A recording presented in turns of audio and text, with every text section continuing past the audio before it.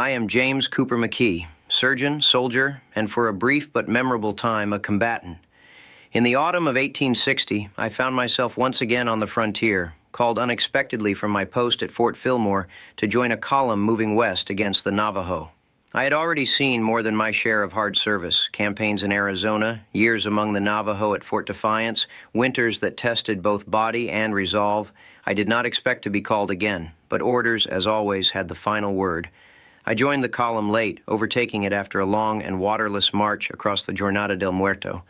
The force was small, 2 companies of infantry and 1 of mounted rifles, moving through country few troops had ever crossed. It was rugged ground, unforgiving, beautiful, and dangerous in equal measure. What made this march unusual was not the terrain, but circumstance. The mounted rifles, Company G, had no commissioned officer present, and so, out of necessity rather than design, I was asked to assume command.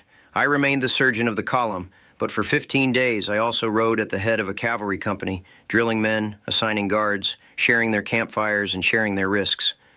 They were seasoned soldiers, brave, capable, and deserving of proper leadership.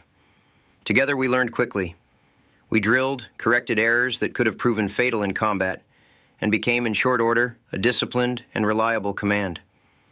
We encountered danger in many forms: steep passes, rattlesnake dens, moments of confusion that nearly turned deadly, and once, a brief and sobering engagement whose consequences I still reflect upon with unease. War on the frontier was rarely clean, rarely clear.